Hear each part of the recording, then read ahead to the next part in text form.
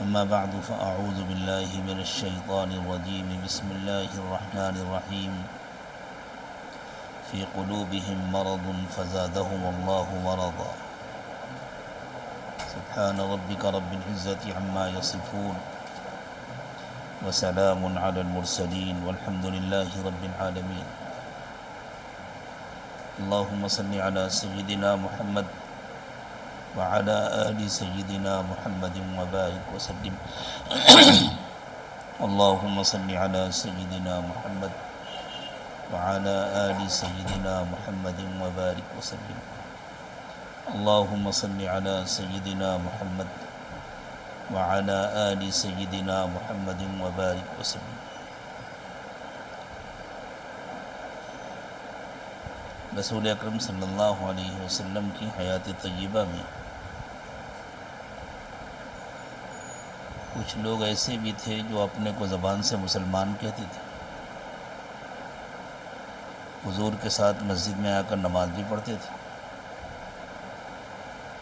لیکن اندر اندر وہ دشمنوں سے ملے رہتے تھے، ان کے دل اسلام سے مطمئن نہیں تھے. قرآن و سنت کی زبان میں ان کو منافق کہا جاتا ہے. اللہ تعالیٰ نے ان منافقوں کا حال بیان کرنے کے لیے قرآن پاک میں ایک سورت بھی نازل فرمائی جس کا نام ہے سورہ منافقون. انہی منافقوں کا تذکرہ کرتے ہوئے اللہ تعالیٰ نے ارشاد فرمایا فی قلوبہم مرض فزادہم اللہ مرضا. ان کے دلوں میں پہلے سے ایک بیماری ہے، پھر اللہ نے ان کی بیماری میں اور اضافہ فرما دیا. اسی طرح اللہ تعالیٰ نے ازواج مطہرات کو مخاطب کر کے ارشاد فرمایا. حضور پاک صلی اللہ علیہ وسلم کی جو پاک سیرت بیویاں تھیں، اللہ تعالیٰ ان سب کے درجات کو بلند فرمائے. ان کو خطاب کر کے اللہ تعالیٰ نے ارشاد فرمایا یا نساء النبی، اے نبی علیہ الصلوۃ والسلام کی بیویوں، لستن کاحد من النساء، تمہاری حیثیت عام عورتوں جیسی نہیں ہے. فلا تخضعن بالقول، اس لیے اگر کبھی تم کو کسی نامحرم مرد سے بات کرنے کی ضرورت پیش آ جائے تو نرم لب و لہجے میں بات مت کرو، بالکل سوکھے سپاٹ انداز میں بات کرو. جب ازواج مطہرات سے یہ بات کہی جا رہی ہے جن کے دل نہایت پاکیزہ شفاف تھے، ایمان سے بھرے ہوئے تھے، ان کے دل میں کسی گناہ کا خیال بھی نہیں آ سکتا تھا، تو پھر عام عورتوں کو کتنی احتیاط کرنے کی ضرورت ہے. اس لیے تمام خواتین کے لیے ضروری ہے کہ اگر کبھی کوئی دروازے پر آ گیا اور گھر میں کوئی مرد نہیں ہے اور آنے والے سے کوئی بات کرنی پڑی یا کبھی کوئی کال ریسیو کرنی ہوئی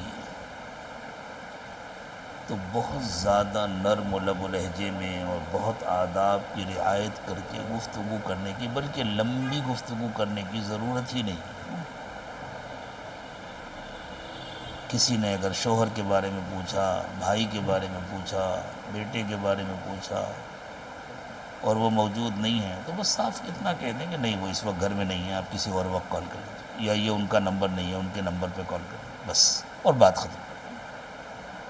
بالکل لمبی اور بے ضرورت بات نہیں. اسی طرح جن خواتین کو ضرورت کی وجہ سے بازار جانا پڑتا ہے کچھ سامان خریدنے کے لیے، بہتر تو یہ ہے کہ یہ کام گھر کے مرد کر لیں، لیکن اگر ضرورت کی وجہ سے جانا پڑتا ہے تو شریعت نے اس کی اجازت دی ہے، لیکن وہاں بھی کسی کو بھیا کہہ کے اور کسی کو ماموں کہہ کر کے ہنس ہنس کے بات کرنا قطعاً درست نہیں ہے. بس جتنی ضرورت کی بات ہے، سامان کے ریٹ معلوم کرنا ہے، پیسے پوچھنا ہے، کچھ کرنا ہے، بس ضرورت کی بات کرنا چاہیے. اور وجہ یہ بتلائی ہے اللہ تعالیٰ نے کہ تمہارے دل میں تو کوئی برائی نہیں ہے، لیکن تمہیں کیا پتہ سامنے والے کا کیا حال ہے. ہو سکتا ہے اس کا دل مریض ہو، یہ قرآن کا بیان ہے، ہو سکتا ہے کہ اس کا دل مریض ہو اور اس کے دل میں شیطان کوئی برا خیال ڈال دے اور پھر وہ برائی پنپتی رہے اور وہ آگے بڑھنے کی کوشش کرے، بات بڑھانے کی کوشش کرے، تو فرمایا فلا تخضعن بالقول، بہت نرم لہجے میں گفتگو نہ کرو، فیطمع الذی فی قلبہ مرض، ایسا نہ ہو کہ جس کے دل میں بیماری ہے اس کو کوئی لالچ ہو جائے۔ ان دو آیات کریمہ سے یہ معلوم ہوا کہ دل بیمار بھی ہوتے ہیں، جس طرح جسمانی اعتبار سے فزیکلی دل تندرست بھی ہوتے ہیں، بیمار بھی ہوتے ہیں، جسم کے جیسے دوسرے اعضاء ہیں وہی حال دل کا ہے، لیکن ایک بڑا اور بنیادی فرق یہ ہے کہ دوسرے اعضاء اگر بیمار ہو جائیں تو نقصان اتنا بڑا نہیں ہوتا جتنا دل کے بیمار ہونے سے نقصان ہوتا ہے۔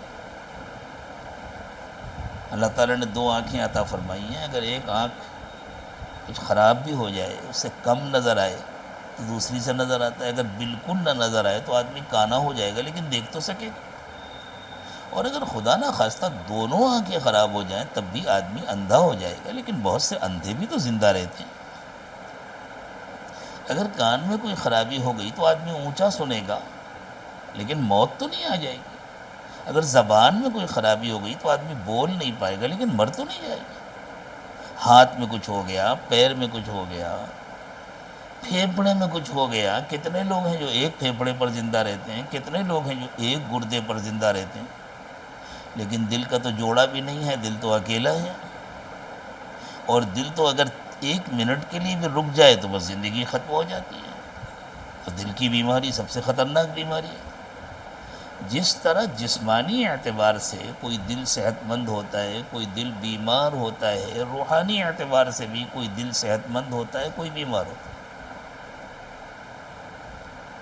اور اللہ تعالیٰ نے اور اللہ کے نبی صلی اللہ علیہ وسلم نے یہ بتلایا کہ ہر دل زندہ بھی نہیں ہوتا، بعض دل زندہ ہوتے ہیں، بعض دل مردہ ہوتے ہیں۔ جو اللہ کا منکر ہے، جو آخرت کا منکر ہے، جو قیامت کو نہیں مانتا، جو اللہ کے رسول کو نہیں مانتا، ایسے لوگوں کے دل مردہ ہوتے ہیں،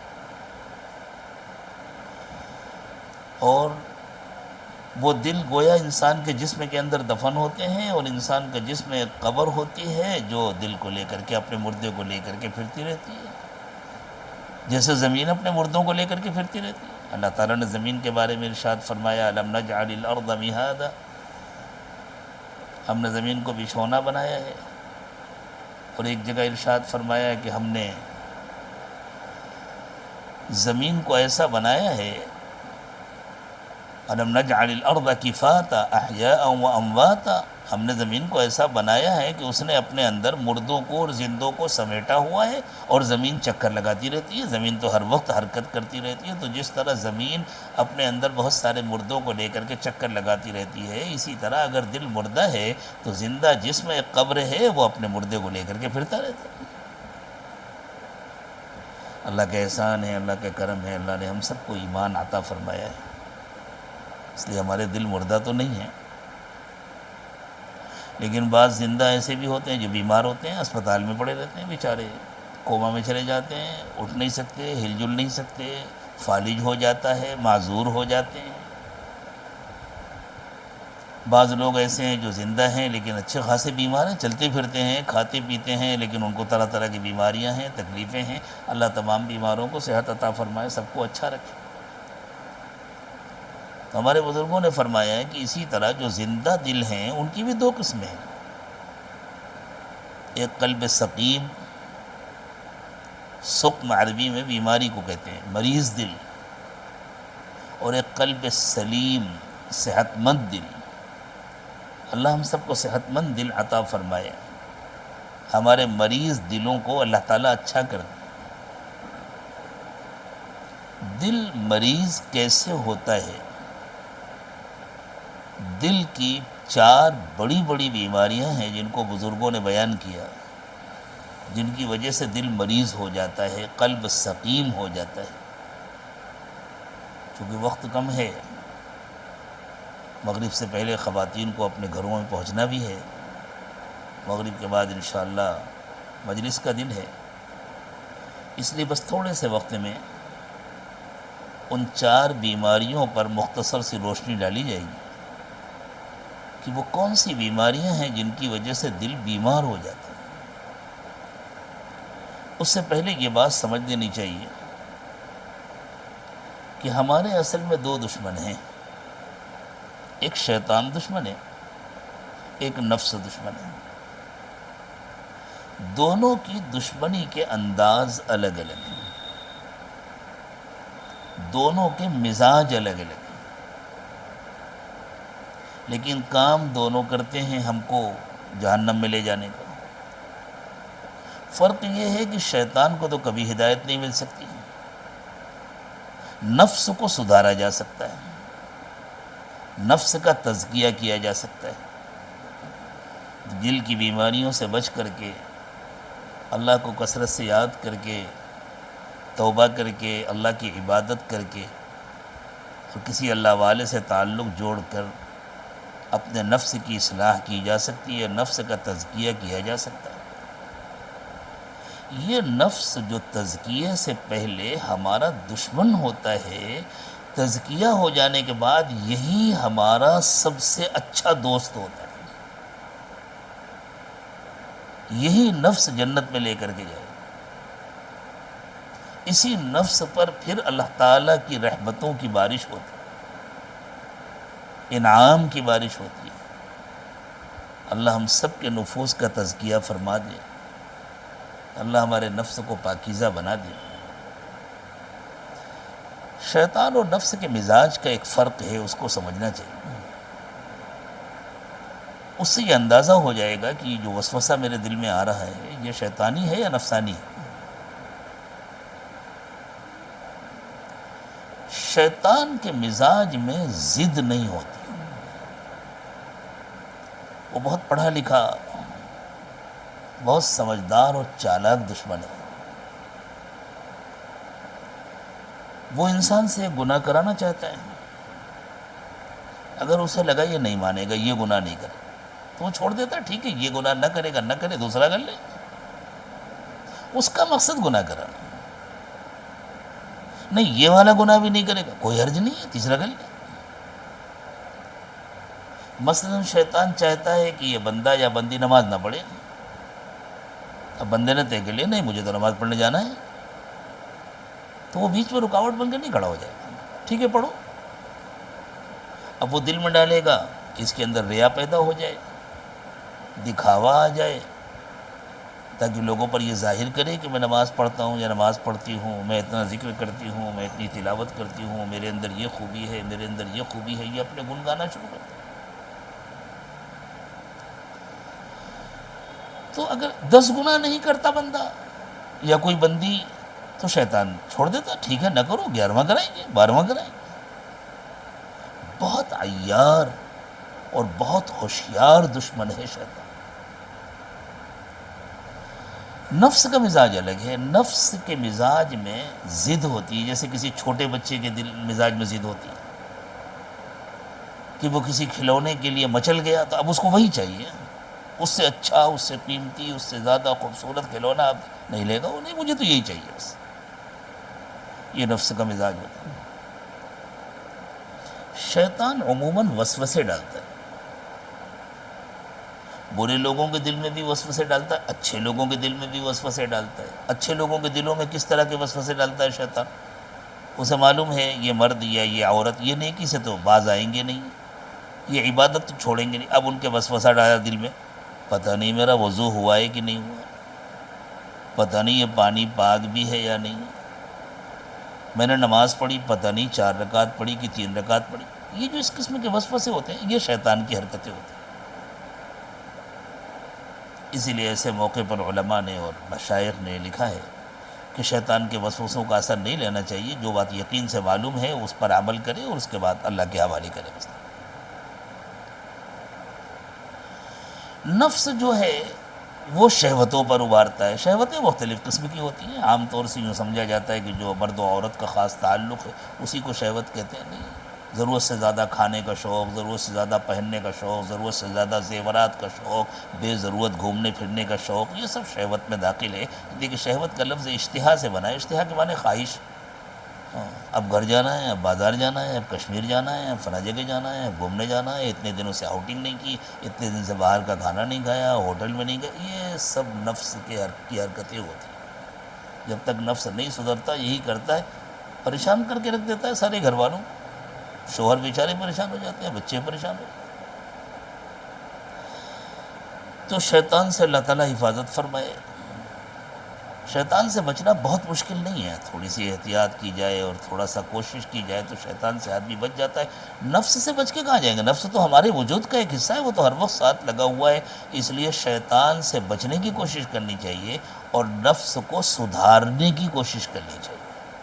نفس سدھر جائے تو وہ ہمارا بہت اچھا دوست ہے، وہ بہت کام کرے۔ پھر یہی نفس تہجد میں اٹھاتا ہے، پھر یہی نفس تلاوت کراتا ہے، پھر یہی نفس ذکر کراتا ہے، پھر یہی نفس دیر دیر تک دعاؤں میں رلاتا ہے، پھر یہی نفس جنت میں جائے گا ساتھ میں لے کر کے۔ اللہ تعالیٰ نے فرمایا یا ایتھا النفس المطمئنہ، جب نفس مطمئنہ بن جاتا ہے، نفس جب سدھر جاتا ہے تو اس کا اعلیٰ مقام ہے کہ وہ مطمئنہ بن جائے۔ یا ایتھا النفس المطمئنہ، تو قیامت کے دن اللہ تعالیٰ کی طرف سے کہا جائے گا، بلکہ مرتے وقت میں کہا جائے گا کہ آ جاؤ ارجعی الی ربک راضیۃ مرضیہ، چلو اب تمہارا دنیا میں جو وقت تھا وہ پورا ہو گیا، اب واپس آ جاؤ، تم زندگی بھر اللہ سے راضی تھے، خوشخبری سنو اللہ تم سے راضی ہے، فادخلی فی عبادتی، تم سے پہلے جو نیک بندے تھے ان کے ساتھ تم بھی شامل ہو جاؤ، وادخلی جنتی، اور ان کے ساتھ جا کر کے جنت میں رہو ہمیشہ ہمیش کے لیے۔ تو اللہ تعالیٰ شیطان سے ہم سب کی حفاظت فرمائے اور اللہ ہمارے نفس کو نفس مطمئنہ بنا دے۔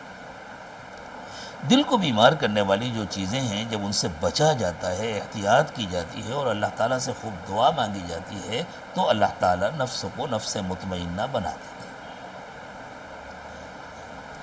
اب یہ دل کی بیماریاں کیا کیا ہیں، ان کو اچھی طرح ذہن نشین کرنا چاہیے اور اس نیت کے ساتھ سننا چاہیے انشاءاللہ کہ ہمیں ان بیماریوں سے بچنا ہے، ہمیں ان سے احتیاط کرنی ہے۔ اگر پہلے سے ہمارے اندر یہ بیماریاں ہیں تو اب ان کو نکالنا ہے، باہر کرنا ہے، ان کا علاج کرنا ہے۔ اور اگر اللہ نے حفاظت فرمائی ہے پہلے سے تو اللہ کا شکر ادا کرنا ہے اور کوشش کرنا ہے کہ اب آنے نہ پائے۔ پہلی بیماری ہے زبان کا غلط استعمال۔ زبان کا غلط استعمال صرف یہ نہیں ہے کہ کسی کو گالی دے دی، یہ تو بہت برا استعمال ہے۔ زبان کا غلط استعمال صرف غیبت کرنا نہیں ہے، غیبت تو گناہ کبیرہ ہے، وہ تو بہت ہی برا استعمال ہے۔ عام طور سے ایسا ہوتا ہے کہ جب بے ضرورت بات چیت ہوتی ہے تو کسی نہ کسی کی غیبت ہو جاتی ہے، اور اللہ تعالیٰ نے فرمایا وَلَا يَغْتَبْ بَعْضُكُمْ بَعْضًا أَيُحِبُّ أَحَدُكُمْ أَن يَأْكُلَ لَحْمَ أَخِيهِ مَيْتًا فَكَرِهْتُمُوهُ۔ مردوں سے بھی فرمایا، عورتوں سے بھی فرمایا کہ دیکھو کسی کی غیبت نہ کیا کرو۔ کیا تم میں سے کسی کو یہ پسند ہے کہ وہ کسی مردہ انسان کا گوشت کھائے، بھائی کا یا بہن کا؟ چونکہ عام طور سے مخاطب مرد ہوتے تھے تو مردوں سے کہا جا رہا ہے یا تم کو یہ پسند ہے کہ اپنے بھائی کا، مردہ بھائی کا گوشت کھاؤ۔ عورتوں سے بھی کہا جا رہا ہے اگر عورت کسی مرد کی غیبت کر رہی تو گویا مردہ بھائی کا گوشت کھا رہی، کسی عورت کی غیبت کر رہی تو گویا مردہ بہن کا گوشت کھا رہی۔ اور اللہ تعالیٰ جب چاہتے ہیں اس کے نمونے دکھا بھی دیتے ہیں۔ ایک صحابی کا واقعہ ہے کہ ایک مرتبہ وہ تشریف لائے تو رسول پاک صلی اللہ علیہ وسلم نے ان سے ارشاد فرمایا کہ تم ذرا اپنے دانتوں میں خلال کرو، تمہارے دانتوں میں گوشت کے ریشے لگے ہوئے۔ تو انہیں حیرت ہوئی، لیکن بہرحال حضور نے فرمایا تھا تو انہوں نے جلدی سے خلال لیا، خلال کیا تو اس سے گوشت کے ریشے نکلے۔ تو انہوں نے کہا کہ حضور آج تو میں نے گوشت کھایا ہی نہیں ہے، میرے سمجھ میں نہیں آ رہا، آپ نے حکم دیا تو میں نے خلال کیا اور واقعی خلال کے ساتھ گوشت کے ریشے نکل رہے ہیں، میں نے تو گوشت کھایا نہیں۔ حضور نے فرمایا تم نے کسی کی غیبت کی تھی؟ انہوں نے عرض کیا ہاں یہ غلطی ہو گئی تھی، ایک صاحب سے ملاقات ہوئی، بات چیت ہونے لگی اور غیبت، فرمایا یہ اسی کے گوشت کے ریشے۔ دو عورتوں کے بارے میں یہ واقعہ آتا ہے حدیث میں کہ انہوں نے روزہ رکھا ہوا تھا اور ابھی دن پورا نہیں ہو سکا تھا اور ان کی تکلیف اتنی بڑھ گئی کہ یہ لگا کہ اگر ان کا روزہ نہیں کھلوایا گیا تو ان کی جان نکل جائے گی۔ صحابہ کرام نے آ کر کے عرض کیا، رسول اللہ صلی اللہ علیہ وسلم نے فرمایا ایک برتن لے جاؤ اور ان سے کہو کہ اس میں قے کرے۔ جب ان عورتوں نے قے کیا تو اس میں گوشت کے ٹکڑے نکلے، تو ان لوگوں کو تو اور تعجب ہوا کہ انہوں نے تو سحری میں بھی گوشت نہیں کھایا تھا اور روزہ ہیں تو یہ اندر سے گوشت کے ٹکڑے کیسے نکل رہے ہیں؟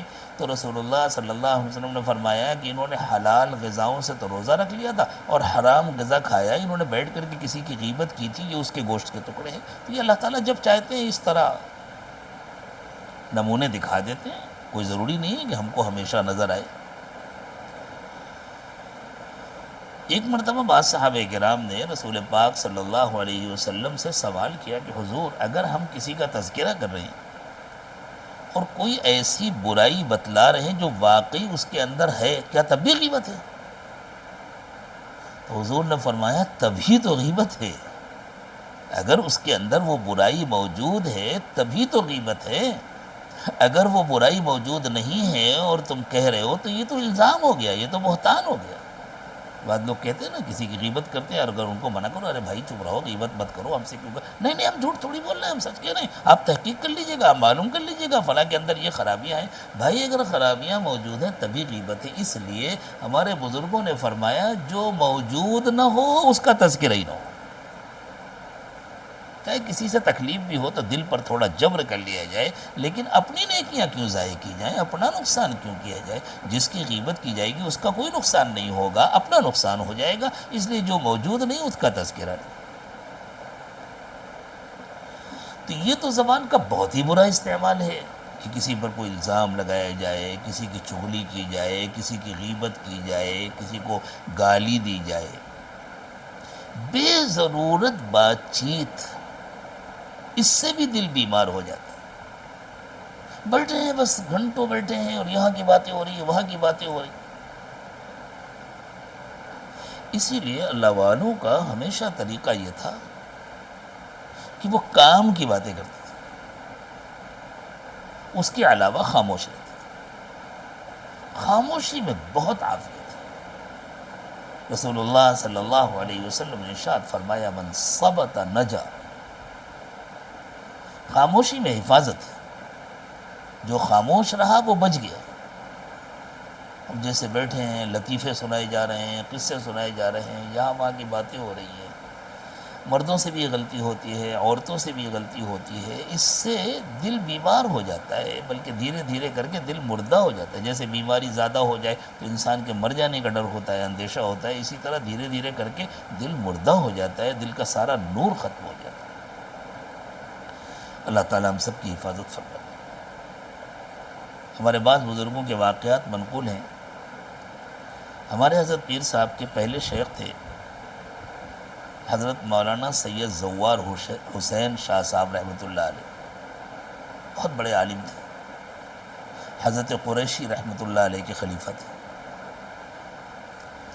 اور اکثر خاموش رہتے تھے، اکثر خاموش رہتے تھے۔ اپنے وقت کے بہت زبردست فقیہ تھے، دینی مسائل پر جن کی گہری نظر ہوتی ہے ان کو فقیہ کہتے ہیں۔ جیسے ملک کے قوانین پر جن کی گہری نظر ہوتی ہے، جنہوں نے اس کو پڑھا ہوتا ہے، وہ وکیل ہوتے ہیں، بیرسٹر ہوتے ہیں۔ اسی طرح شریعت کے قوانین پر جن کی گہری نظر ہوتی ہے ان کو فقیہ کہتے ہیں۔ تو بہت بڑے فقیہ تھے مولانا زوار حسین صاحب، کتابیں بھی لکھی ہیں انہوں نے باقاعدہ۔ لیکن ہمارے حضرت رحمت دامت برکاتہم نے کئی مرتبہ ان کے تذکرے میں فرمایا دیر دیر تک ہم لوگ جا کر کے ان کے پاس بیٹھتے تھے، وہ خاموش رہتے تھے۔ ہاں اگر کسی نے کوئی مسئلہ پوچھ لیا تو پھر اطمینان سے گفتگو کرتے تھے، تفصیل سے گفتگو کرتے تھے۔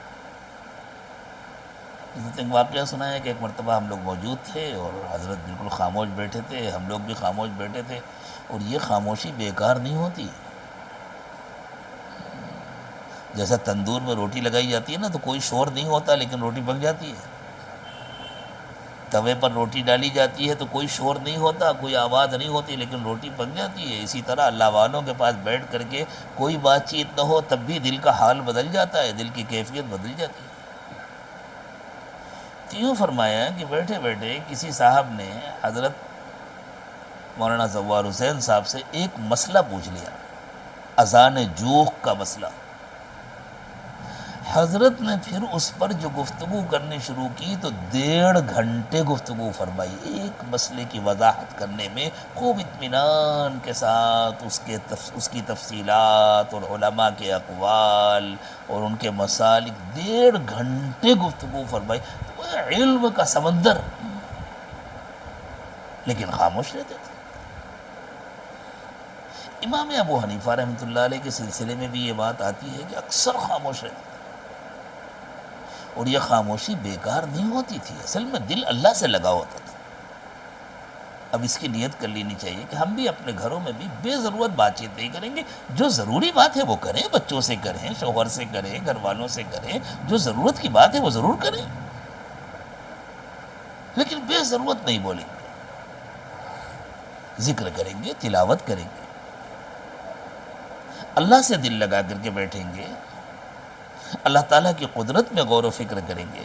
تو امام ابو حنیفہ رحمۃ اللہ علیہ اکثر خاموش رہتے، اور جب کوئی ان سے سوال کرتا تھا تو پھر خوب اطمینان سے گفتگو فرماتے تھے۔ اگر 1 گھنٹہ گفتگو کرنے کی ضرورت ہے تو 1 گھنٹہ کرتے تھے، 2 گھنٹے گفتگو کرنے کی ضرورت ہے تو 2 گھنٹے کرتے تھے، جب بات پوری ہو جاتی تھی پھر خاموش ہو جاتے تھے، پھر اللہ کی یاد میں کھو جاتے تھے۔ حضرت عبداللہ ابن عمر رضی اللہ تعالی عنہ نے ارشاد فرمایا کہ دیکھو، اللہ کی یاد تو جتنی بھی کی جائے وہ کم ہے، لیکن اللہ کی یاد کے علاوہ دنیا کی باتیں زیادہ نہ کیا کرو،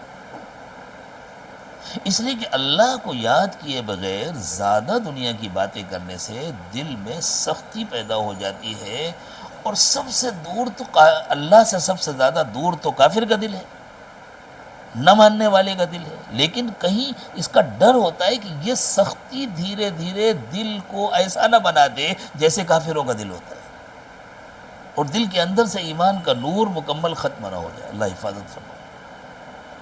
ایک مرتبہ ہمارے حضرت دامت برکاتہم نے اپنے ملک کے کسی بزرگ کا واقعہ ذکر فرمایا، اللہ تعالیٰ ان کی قبر پر رحمتیں نازل فرمائے۔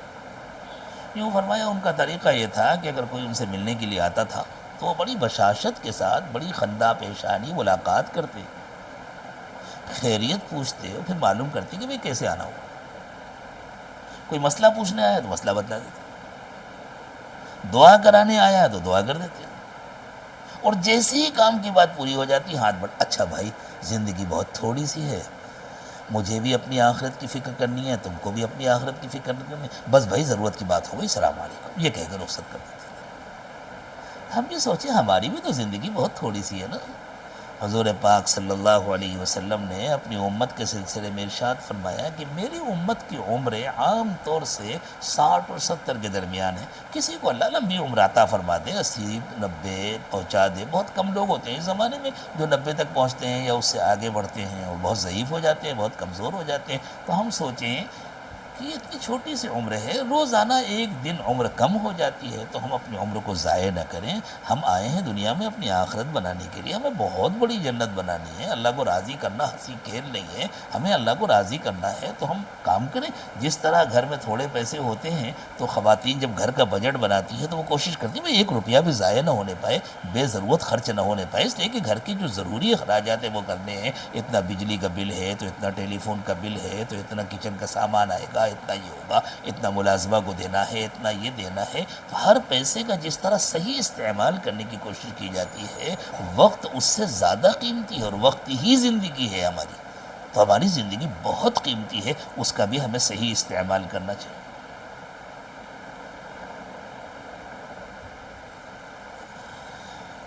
زبان کے بارے میں آیا کہ یہ زبان انسان کو یا تو جنت میں لے جائے گی یا جہنم میں لے جائے گی۔ حضور پاک صلی اللہ علیہ وسلم نے ایک مرتبہ صحابہ کرام سے فرمایا 2 چیزوں کی تم گارنٹی دو، تیسری گارنٹی مجھ سے لو۔ صحابہ متوجہ ہو گئے، حضور وہ کیا 2 گارنٹیاں جو ہم دیں اور آپ تیسری گارنٹی ہم کو دیں گے؟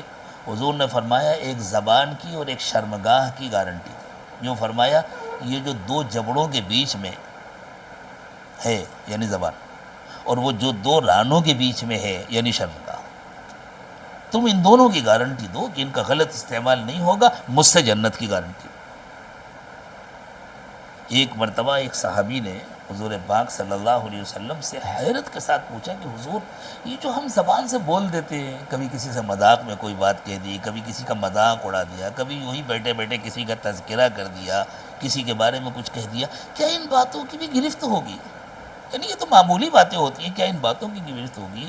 تو حضور پاک صلی اللہ علیہ وسلم نے ان کو سمجھاتے ہوئے کہا، عربی میں اسی طرح سمجھایا جاتا تھا، ارے تیری ماں تجھے روئے، تیرا برا ہو، جیسے ہمارے یہاں کہتے ہیں نا مختلف علاقوں میں، تیرا ناس ہو جائے، یہ بد دعا نہیں ہوتی، یہ بس محبت کا ایک اظہار ہوتا ہے۔ یہ کہہ کے حضور نے فرمایا سب سے زیادہ اوندھے منہ لوگ جہنم میں زبان ہی کی وجہ سے ڈالے جائیں گے۔ اوندھے منہ حضور نے فرمایا، جیسے گھر میں اگر چوہا مر جائے تو اسے اٹھا کے کیسے پھینکتے ہیں؟ بہت پیار سے اسے نہیں اٹھاتے، اس کی دم پکڑ کر کے اٹھاتے ہیں، وہ نیچے لٹک رہا ہوتا ہے، وہ لے جا کر کے ایسے کچرے میں پھینک دیتے ہیں۔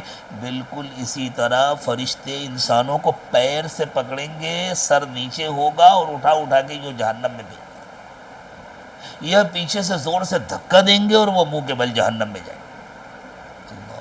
اللہ کی پناہ۔ تو حضور پاک صلی اللہ علیہ وسلم نے فرمایا کہ سب سے زیادہ اوندھے منہ لوگ جہنم میں ڈالے جائیں گے زبان کی وجہ سے۔ اللہ ہمیں زبان کا صحیح استعمال کرنے کی توفیق عطا فرمائے۔ اسی لیے حضرت ابو ہریرہ رضی اللہ تعالی عنہ کی روایت ہے کہ رسول پاک صلی اللہ علیہ وسلم نے ارشاد فرمایا، من کان یؤمن باللہ والیوم الآخر فلیقل خیرا او لیصمت، جس کے دل میں اللہ کا اور آخرت کا یقین ہو، اللہ کا یقین کہ اللہ کے پاس جانا ہے، اور آخرت کا یقین کہ اس دن اللہ کے سامنے کھڑے ہو کر مجھے اپنی پوری زندگی کا حساب دینا ہے، اسے چاہیے کہ یا تو اچھی بات بولے ورنہ خاموش رہے، بری بات زبان سے نہ نکلنے پائے، اچھی بات۔ اور جب بے ضرورت آدمی بولے گا تو کوئی نہ کوئی بری بات نکل جائے گی، خطرہ رہے گا ہر وقت۔ تو اللہ تعالی ہمیں زبان کا صحیح استعمال کرنے کی توفیق عطا فرمائے۔ حضرت حسن بصری رحمۃ اللہ علیہ نے ایک مرتبہ ارشاد فرمایا کہ جب اللہ تعالی کسی بندے یا بندی کو ناپسند کرتے ہیں تو اسے فضول کاموں میں لگا دیتے، چھوڑ دیتے اس کو اس کے حال پر، پھر لمبی لمبی مجلسیں، بڑی بڑی لمبی لمبی باتیں، ہنسی مذاق، ٹھٹے لطیفے، یہی سب چلتا رہتا ہے، اسی سے فرصت نہیں ملتی۔ اور اس زمانے میں آپ دیکھیں کیا حال ہو جاتا ہے، آدمی اٹھاتا ہے موبائل کھولتا ہے، یوٹیوب کھولتا ہے کہ ذرا دیکھیں کیا ہے خبر، اور اس کے بعد اگر کوئی گناہ نہ بھی کیا تب بھی ذرا یہ دیکھ لیں، ذرا یہ دیکھ لیں، ذرا یہ دیکھ لیں، ذرا یہ سن لیں، ذرا یہ سن لیں، گھنٹوں گزر جاتے ہیں پتہ بھی نہیں چلتا۔ مغرب کے بعد شروع کیا تو معلوم ہوا عشاء کی اذان ہو گئی، عشاء کے بعد شروع کیا تو معلوم ہوا آدھی رات ہو گئی۔ یہ صرف وقت نہیں گزرا، ہماری اتنی زندگی ضائع ہو گئی۔ زندگی کا وہ قیمتی حصہ جس سے ہم اپنی آخرت بنا سکتے تھے، اپنے اللہ کو راضی کر سکتے تھے، اتنی دیر ہم ذکر کرتے، اتنی دیر ہم تلاوت کرتے، یا اتنی دیر ہم آرام کرتے، سوتے تاکہ جسم کی تھکان ختم ہو جائے، توانائی آ جائے، وہ ہم نے ضائع کر دی۔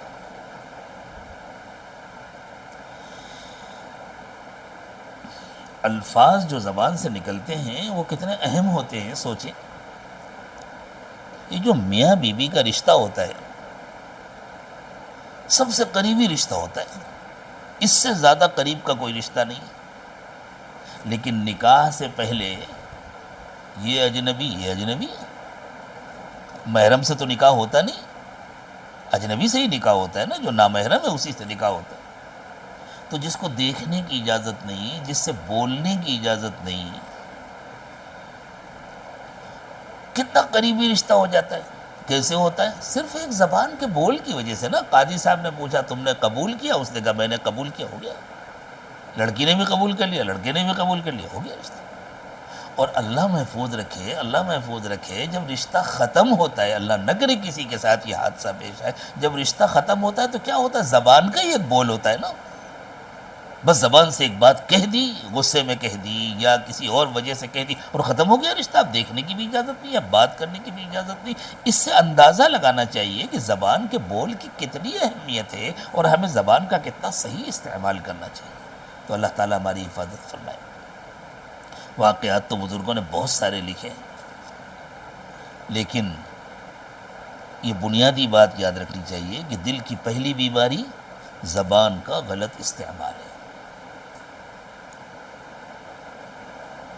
دوسری بیماری دل کی جس سے دل مریض ہو جاتا ہے وہ ہے نظر کا غلط استعمال۔ پہلے نظر کا غلط استعمال کرنے کے لیے گھر سے باہر جانا پڑتا تھا، بازاروں میں جانا پڑتا تھا، اب تو وہ ساری گندگی گھر کے اندر آ گئی۔ پہلے اگر بچہ یا بچی گھر میں ہے، اپنے کمرے میں ہے، تو ماں باپ کو اطمینان ہوتا تھا بچے گھر میں ہیں، آرام کر رہے ہیں، کیا کریں گے، زیادہ سے زیادہ سو جائیں گے، کچھ زیادہ سو لیں گے۔ اب تو اگر بچہ یا بچی گھر کے اندر ہے اور ان کے ہاتھ میں موبائل ہے تو ڈر لگا ہوا ہے، باہر سے زیادہ خطرہ ہے، پتہ نہیں کیا کر رہے ہیں۔ یہ نظر کا غلط استعمال اتنی بری چیز ہے کہ اللہ کے رسول صلی اللہ علیہ وسلم نے ارشاد فرمایا کہ اللہ تعالیٰ فرماتے ہیں کہ یہ جو نظر ہے نا، یہ شیطان کا ایک زہریلا تیر ہے۔ پہلے زمانے میں جب تیر و کمان سے حملے ہوتے تھے، جیسے اس زمانے میں اللہ نہ کرے کوئی آئٹم بم ہوتا ہے، کیمیکل بم ہوتا ہے، کہیں ڈال دیا جاتا ہے تو نسلیں برباد ہو جاتی ہیں، علاقے برباد ہو جاتے ہیں، اسی طرح پہلے زمانے میں جو تیر ہوتے تھے ان کو زہر میں بجھایا جاتا تھا، ان کو گرم کر کے بھٹی میں اور پھر زہر کے پانی میں ڈالا جاتا تھا تاکہ ان کے اندر زہر کا اثر آ جائے۔ اب کسی دشمن کو مارے وہ تیر جیسی جا کر کے لگے تو صرف زخمی نہ کرے بلکہ ختم کر دے۔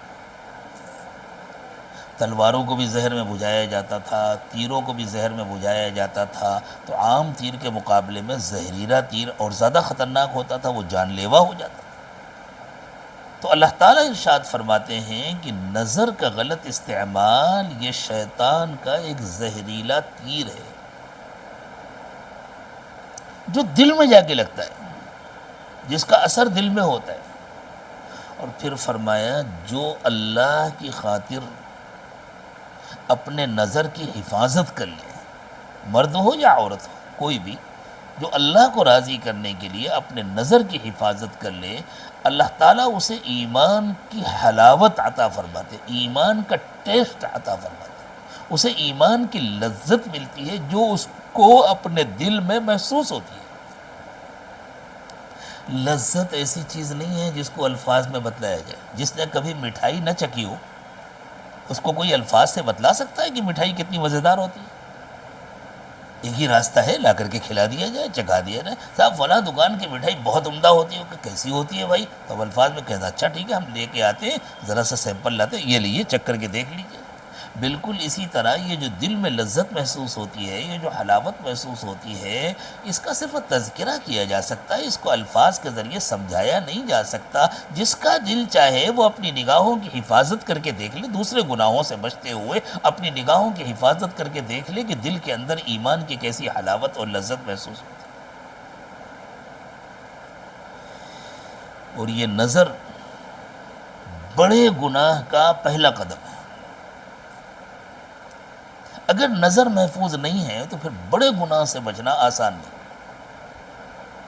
اسی لیے اللہ تعالیٰ نے ایمان والے مردوں سے فرمایا، ان کے بارے میں رسول پاک صلی اللہ علیہ وسلم سے فرمایا، قُل لِّلْمُؤْمِنِينَ يَغُضُّوا مِنْ أَبْصَارِهِمْ وَيَحْفَظُوا فُرُوجَهُمْ، کہ آپ ایمان والے مردوں سے کہہ دیجئے کہ اپنی نگاہوں کو نیچی رکھیں اور اپنی شرمگاہوں کی حفاظت کریں۔ ہاں، اپنی نگاہوں کو نیچی رکھیں اور اپنی شرمگاہوں کی حفاظت کریں۔ عورتوں کے بارے میں فرمایا، وَقُلْ لِّلْمُؤْمِنَاتِ يَغْضُضْنَ مِنْ أَبْصَارِهِنَّ وَيَحْفَظْنَ فُرُوجَهُنَّ، اور ایمان والی عورتوں سے کہہ دیجئے کہ وہ اپنی نگاہوں کو نیچی رکھیں اور اپنی شرمگاہوں کی حفاظت کریں۔ یعنی بتلایا کہ نظر جو ہے یہ بڑے گناہ کا دروازہ ہے، اگر نظر کی حفاظت ہوئی تو آگے بڑے گناہ سے بچنا آسان ہے، اور اگر نظر کی حفاظت نہیں ہوئی تو پھر بڑے گناہ سے بچنا آسان ہے۔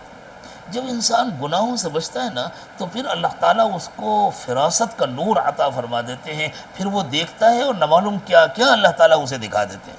ہمارے بہت سارے بزرگوں کا یہ حال تھا، ایسے اللہ والے آج بھی ہوتے ہیں جو کھانا دیکھتے تھے اور بتلا دیتے تھے یہ حلال پیسے سے خریدا گیا کہ حرام پیسے سے خریدا گیا، یہ اچھا ہے یا برا ہے۔ کیوں؟ اس لیے کہ انہوں نے اپنی نگاہوں کی حفاظت کی ہوتی تھی۔ حضرت مولانا عبد المالک صدیقی رحمۃ اللہ علیہ جب بھی گھر سے باہر نکلتے تھے، چاہے دن کا وقت ہو، چاہے رات کا وقت ہو، چاہے سردی کا موسم ہو، گرمی کا موسم ہو، بارش کا موسم ہو، ہمیشہ چھتری لے کر کھول کر چلتے تھے۔ کسی نے پوچھا، حضرت دن میں دھوپ سے یا پانی سے بچنے کے لیے چھتری کا استعمال سمجھ میں آتا ہے، یہ رات کے وقت میں، اور وہ بھی سردی یا گرمی کا زمانہ، برسات بھی نہیں ہے، دھوپ بھی نہیں ہے، تو آپ چھتری لے کر کیوں چلتے ہیں؟ فرمایا میں چھتری لے کر چلتا ہوں اپنی نگاہوں کی حفاظت کے لیے، میں چھتری لے کر چل رہا ہوتا ہوں، اگر مجھے محسوس ہوتا ہے ادھر سے خواتین آ رہی ہیں، میں چھتری کو ذرا سا نیچے کر لیتا ہوں، مجھے راستہ نظر آتا ہے اور کوئی نامحرم نہیں نظر آتی، اگر مجھے لگتا ہے ادھر سے خواتین آ رہی ہیں، میں چھتری کو ادھر جھکا لیتا ہوں۔ اس طرح وہ اپنی نگاہوں کی حفاظت کرتے تھے۔ پھر اللہ تعالیٰ نے ان کو کیسا عجیب و غریب نور فراست عطا فرمایا تھا،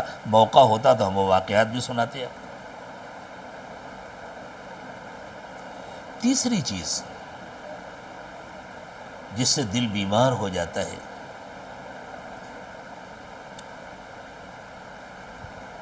وہ ہے کھانے میں بے احتیاطی کرنا۔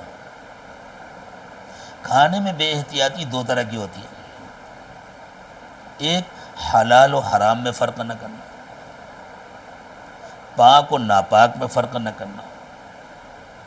اس سے تو اللہ کا فضل ہے، اکثر لوگوں کو اللہ نے بچایا ہوا ہے، جتنا اللہ کا شکر ادا کرے کم ہے، کمائیاں بھی حلال ہیں، کھانا بھی حلال ہے، لیکن دوسرے بے ضرورت کھانا کھانا، اور آپ کے شہر میں تو ماشاءاللہ بے ضرورت کھانا اور بے ضرورت کھلانا اس کو بڑی محبت سمجھا جاتا ہے، حالانکہ یہ محبت نہیں ہے، دشمنی ہے۔ بے ضرورت کھانا کھانا، بہت پیٹ بھر کر کھانا کھانا، یہ اتنا نقصان دہ ہے۔ جو بہت پیٹ بھر کر کھانا کھاتا ہے، ہمارے سامنے ڈاکٹر صاحب بیٹھے ہوئے ہیں، ان سے کوئی پوچھ لے کتنی بیماریاں ہوتی ہیں صرف کھانے کی وجہ سے، اور اس زمانے کی جتنی بڑی بیماریاں ہیں وہ سب زیادہ کھانے کی وجہ سے ہیں۔ دنیا میں لوگ بھوک سے نہیں مرتے، زیادہ کھانے کی وجہ سے مرتے ہیں۔ دل کی بیماریاں ہوتی ہیں، معدے کی بیماریاں ہوتی ہیں، بی پی ہائی ہوتا ہے، شوگر ہوتا ہے، یہ سب زیادہ کھانے کی وجہ سے ہوتا ہے۔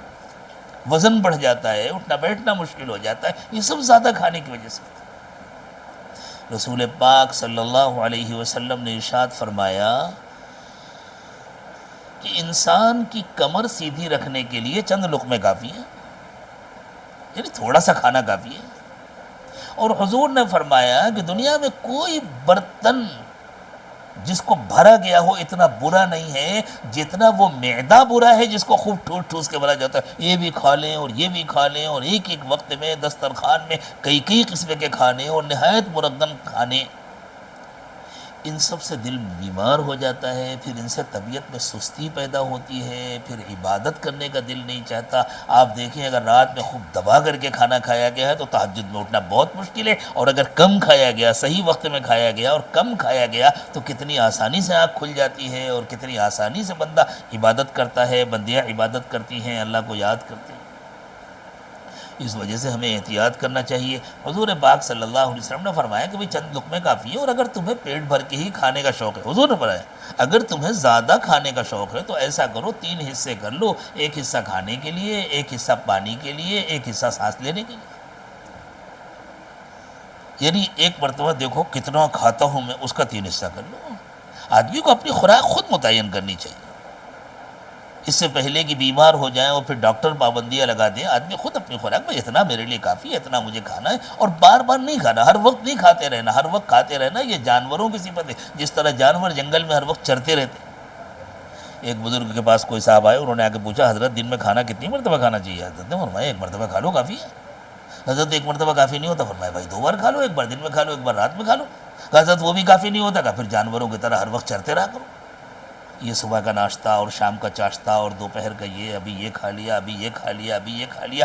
اسی سے جسمانی بیماریاں بھی پیدا ہوتی ہیں، اسی سے روحانی بیماریاں بھی پیدا ہوتی ہیں، چاہے وہ سب حلال و پاکیزہ ہو۔ میں بالکل نہیں کہہ رہا کہ حرام کمائیاں ہیں خدا نہ خواستہ، یا حرام کھانا کھایا جاتا ہے، سب پاکیزہ ہے، سب حلال ہے، اس کے باوجود احتیاط کرنے کی ضرورت ہے۔ تو یہ تیسری بیماری ہے جس سے دل مریض ہوتے ہیں۔ اور چوتھی چیز جو دل کو مریض کرتی ہے وہ ہے بے ضرورت دوستیاں۔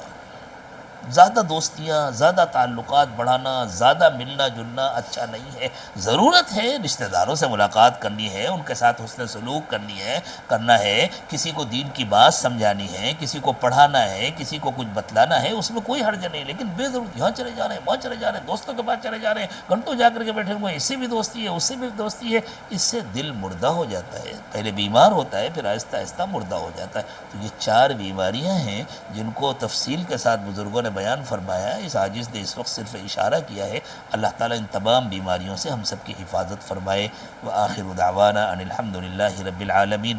توبہ کے کلمات پڑھ لیں، اور جو خواتین بیعت ہونا چاہتی ہیں وہ ساتھ میں بیعت ہونے کی نیت کر لیں۔ بسم اللہ الرحمن الرحیم، لا الہ الا اللہ محمد الرسول اللہ صلی اللہ علیہ وسلم، آمنت باللہ و ملائکتہ و کتبہ و رسلہ والیوم الآخر والقدر خیرہ و شرہ من اللہ تعالی والبعث بعد الموت، آمنت باللہ کما ہوا باسمائہ وصفاتہ وقبلت جمیع احکامہ، اشہد ان لا الہ الا اللہ واشہد ان محمدا عبدہ ورسولہ۔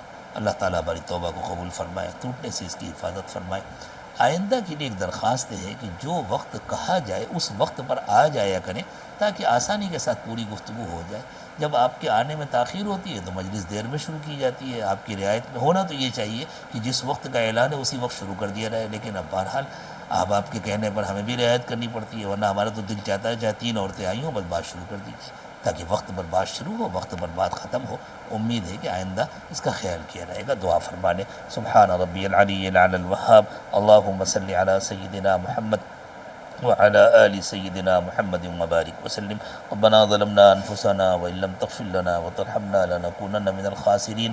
اے اللہ شیطان کے فتنوں سے ہماری حفاظت فرمائیے، ہمارے نفس کا تزکیہ فرما دیجئے، اللہ ہمارے دلوں کو زندہ کر دیجئے، اللہ ہمیں قلب سلیم عطا فرما دیجئے، تمام بیماریوں سے، جسمانی بیماریوں سے بھی حفاظت فرمائیے، روحانی بیماریوں سے بھی حفاظت فرمائیے، اللہ اپنا خاص تعلق نصیب فرمائیے، اللہ صحت اور عافیت کی زندگی عطا فرمائیے، عمر میں، صحت میں، ایمان میں، اعمال میں برکت عطا فرمائیے، آخری سانس تک تمام طاقتیں اور قوتیں سلامت رکھیے، اور جب موت کا وقت آئے تو کامل ایمان کی موت نصیب فرمائیے، رسول پاک صلی اللہ علیہ وسلم کی شفاعت نصیب فرمائیے، اللہ سب کے دلوں کی جائز تمنائیں اور مرادیں پوری فرما دیجیے۔ وصلی اللہ تعالی علی خیر خلقہ محمد وعلی آلہ واصحابہ اجمعین برحمتک یا ارحم